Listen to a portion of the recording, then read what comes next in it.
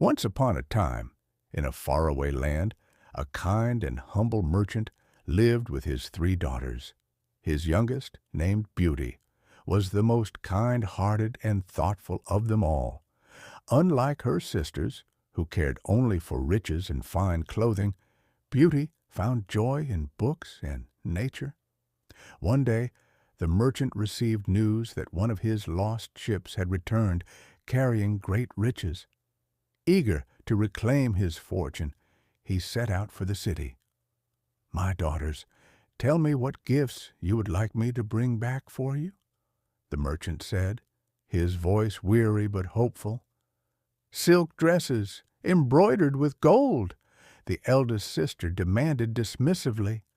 "A necklace of the finest pearls," the second sister added, her tone arrogant. "Father, I only ask for a single rose, for they do not grow here, and I long to see one again," Beauty said gently, her request humble. The merchant smiled and nodded, promising to bring their gifts before setting off on his journey. Days passed, and misfortune struck. The merchant's ship had already been claimed by creditors, leaving him with nothing. On his way home, he lost his way in a thick, snow-covered forest. As the storm raged on, he stumbled upon a magnificent castle, its windows glowing warmly in the night. "Who could live in such a place? And why is it so welcoming?" the merchant murmured, amazed and cautious. As he stepped inside, the castle seemed almost magical. A grand feast lay waiting on a golden table, and though no one was in sight, the merchant ate gratefully. Later, he found a room prepared for him and slept peacefully.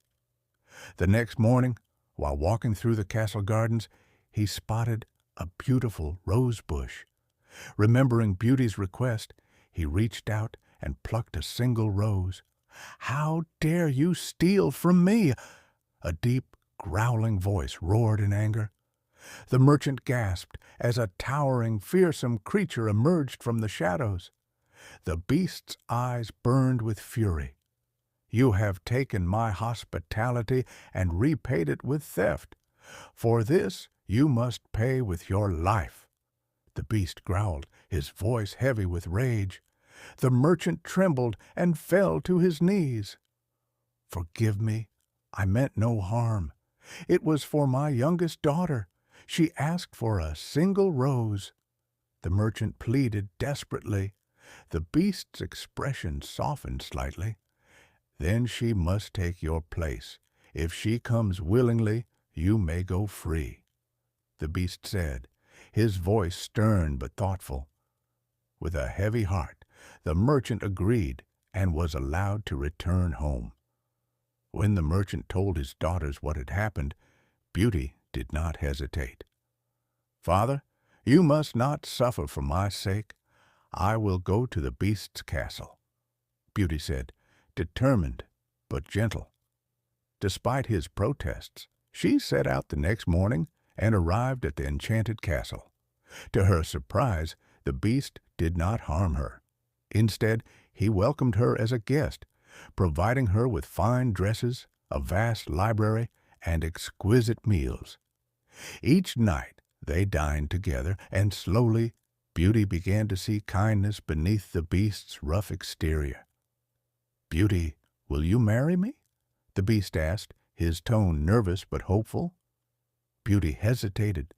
Though she had grown fond of the beast, she could not say she loved him.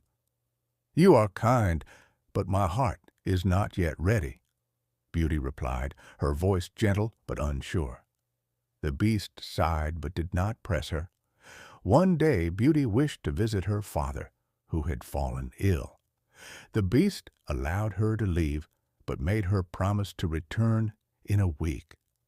Beauty reunited with her family, but her jealous sisters tricked her into staying longer, hoping the beast would grow angry and punish her. When she finally returned, she found the beast lying near death in the garden. "Oh, no! Beast, please wake up!" Beauty cried, her voice panicked and sorrowful. The beast weakly opened his eyes. "You came back. I thought you had forgotten me," the beast whispered, weak but loving. Tears filled Beauty's eyes as she realized the depth of her feelings. "No, I was foolish. I love you, beast. Please do not leave me," Beauty pleaded, her voice full of emotion. At her words, a golden light surrounded the beast. Before her eyes, he transformed into a handsome prince. "Beauty, your love has broken the curse. I was once a selfish prince, and an enchantress turned me into a beast. Only true love could set me free," the prince said, his tone joyful and warm.